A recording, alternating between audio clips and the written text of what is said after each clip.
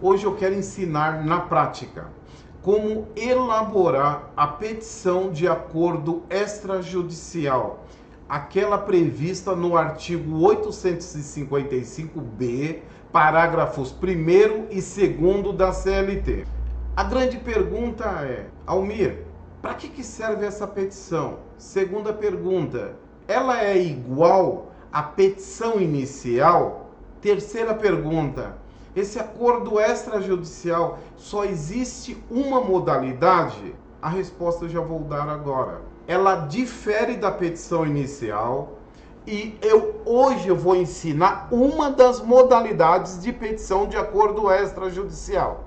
Tudo bem? Mas antes de mais nada, eu vou dar um tempinho só para você, meu amigo, minha amiga, parar só um pouquinho o vídeo e ir lá no botãozinho e se inscrever nos nossos canais. Pessoal, como nós vamos elaborar esse vídeo juntamente com os senhores, eu deixei um esboço prévio de uma petição para o vídeo não ficar aquele vídeo que se arrasta por horas, que ninguém suporta aquilo.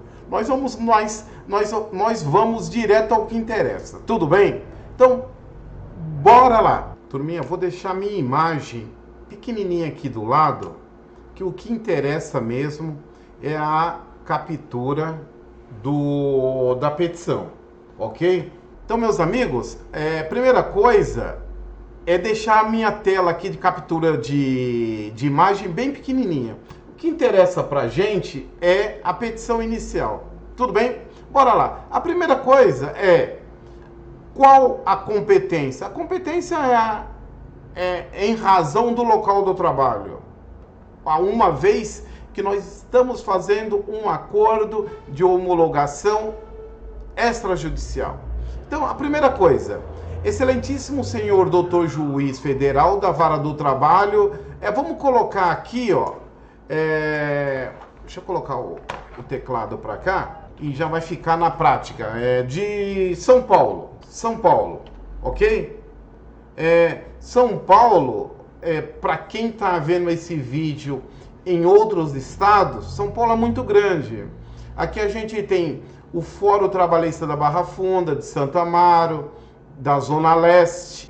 A gente tem as comarcas também, mas eu estou direcionando para São Paulo, Barra Funda. Muito bem. Nome da empresa. Você vai ter que qualificar a empresa. Você qualifica a empresa,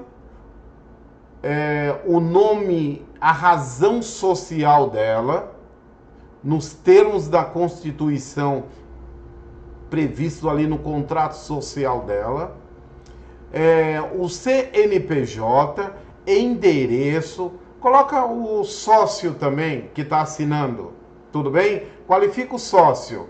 Aí você qualificou, colocou o nome, o endereço certinho, você já passa para quê?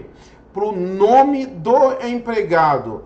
Daí eu coloquei o Tício, né? Eu posso colocar Tício aqui. Brasileiro, gerente, nascido, RG, CPF e tudo mais. Aí o que eu estou pedindo para o juiz? Os advogados, porque não pode ser um único advogado, tem que ser dois. O advogado da empresa e o advogado do empregado. Então, bora lá. A gente está pedindo a homologação e a extinção do contrato de trabalho, ok? Eu coloquei aqui que o trabalhador era um trabalhador eventual. Por que eu coloquei eventual? Porque ele não trabalhava todos os dias. Ele trabalhava como um gerente freelance em uma churrascaria. Daí, em razão disso, ele trabalhava como freelance, ele tem conhecimento, está passando conhecimento para um outro gerente ou um outro funcionário, então ele ia nos dias de maior movimento. Em razão disso, eventual, para não dar o vínculo de emprego. Olha o macetezinho. Porque se ele trabalhava todos os dias, fatalmente o juiz não vai homologar e isso aqui vai virar uma ação contra a empresa. Abrimos um primeiro ponto que a gente chama do quê? Uma preliminar pedindo que o juiz defira a justiça gratuita ao reclamante. A gente diz que ele é pobre, ele assina o termo, junto com uma declaração de pobreza simplesinha, você também junta a cópia da carteira de trabalho para comprovar a alegação e, consequentemente, o deferimento das benesses da justiça gratuita. Por se tratar de um processo de jurisdição voluntária, ou seja, aquele que não existe litígio, já tem que abrir um novo campo para falar assim, ó, as custas processuais serão rateadas entre empresa e empregado. Como o empregado, ele é beneficiário da justiça, pressuposto, ele vai ficar isento e a empresa paga a parte dela no ato da distribuição da petição inicial no Fórum Trabalhista. Isso fundamentado aonde? 769 e artigo 88 do CPC. Vamos lá. O que é custas? O que vem a ser custas processuais? As custas processuais é um pagamento que você faz por movimentar a máquina judiciária. As custas judiciais, ela equivale a 2% do valor dado à causa, diferente do processo civil. Aqui nós estamos falando do processo trabalhista, 2% do valor dado à causa. Aqui, mais um campo. A gente está dizendo que o reclamante trabalhou como eventual freelance.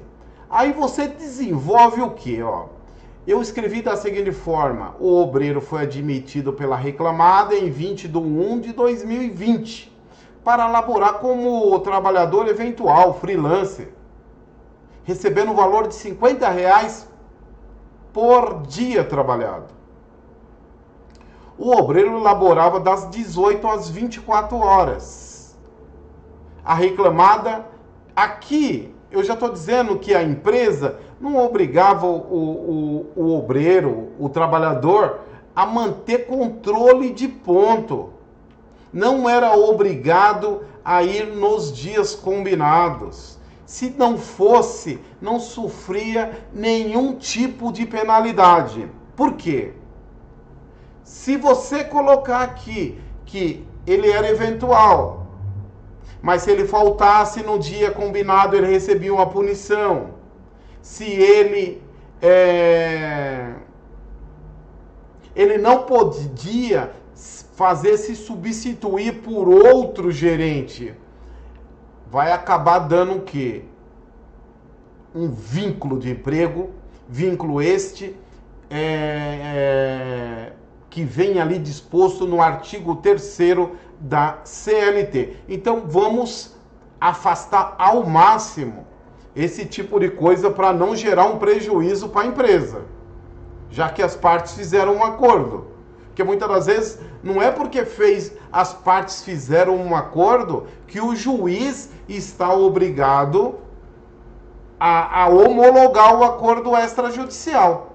Vejam, senhores, que a situação é muito delicada. Abrimos mais um campo para colocar ali os termos da composição do acordo, os termos da composição.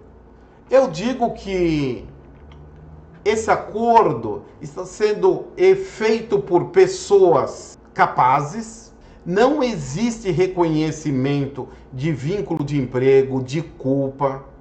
As partes querem simplesmente colocar um ponto final nessa relação contratual. Fundamento da seguinte forma: a transação é feita por sujeitos capazes, o objeto transacionado é lícito, possível e determinado, os motivos declarados são lícitos e foi observado a forma prescrita no artigo 855-B da CLT e 855-E também da CLT, inexistindo invalidade do ato jurídico, nos termos do artigo 166 do Código Civil e 9º da CLT. Por quê? Se o agente for incapaz, ele não pode transacionar. Se o objeto for ilícito, também não há possibilidade de transacionar. Um exemplo, deixa eu ver um exemplo, que agora eu falei um exemplo, eu tenho que dar aqui, senão depois fica feio.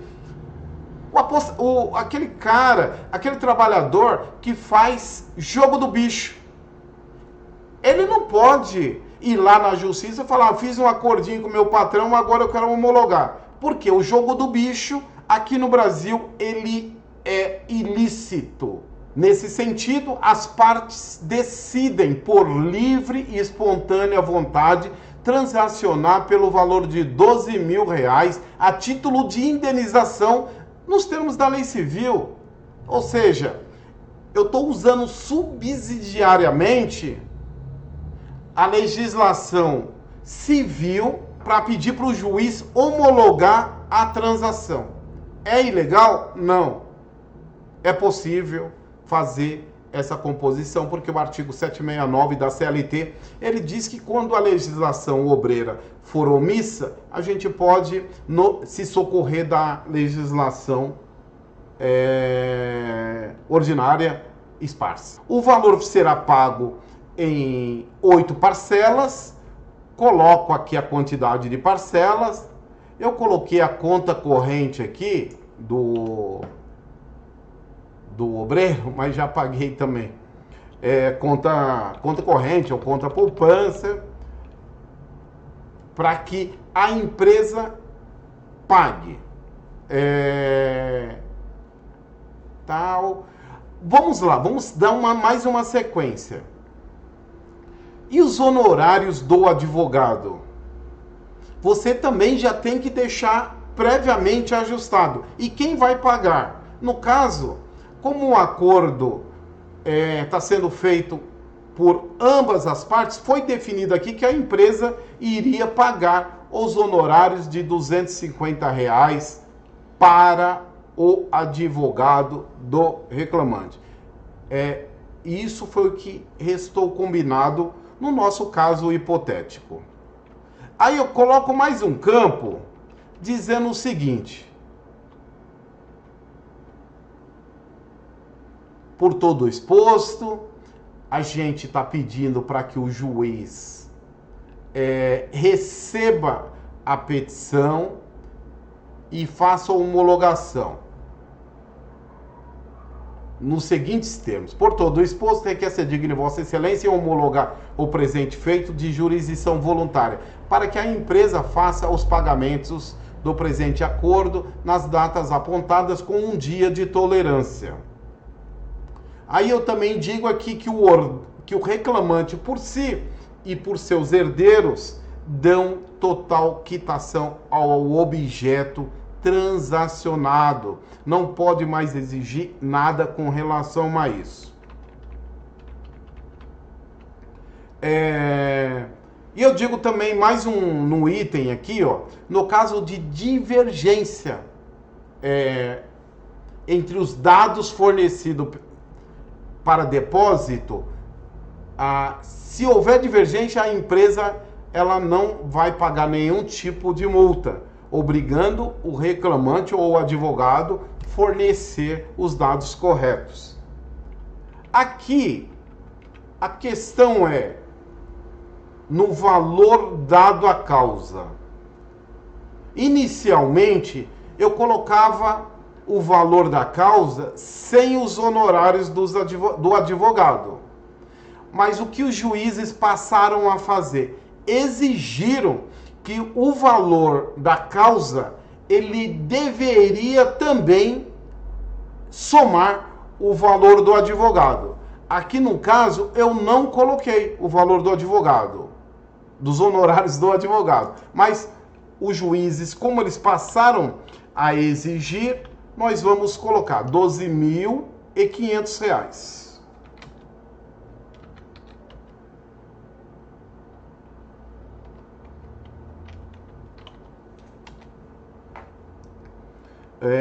A gente coloca a data. Hoje estou fazendo esse vídeo no sábado, dia 16 de janeiro de 2021. E quem assina a petição de homologação de acordo extrajudicial? O advogado, no caso o Almir, aqui eu estou pela reclamada, o outro advogado, XXX, e o obreiro. Agora, meus amigos, não cometam o seguinte erro: assinar em nome do empregado. Não pode assinar. Às vezes pode passar e às vezes não. E às vezes o empregado pode fazer o quê? Se arrepender e falar que não assinou nada. Daí você vai para a turma de ética e disciplina se explicar lá. No meu caso, eu também não assino por empresa. Eu assino ali o meu nome, passo para ela por e-mail e ela assina lá e me devolve para a gente fazer a protocolização na Justiça do Trabalho. Pois bem, com isso encerramos. Pois bem, com isso a gente encerra essa videoaula onde tratamos da petição inicial para a homologação de acordo extrajudicial. Não esqueça de dar o seu joinha, se inscreva nos nossos canais. Até a próxima.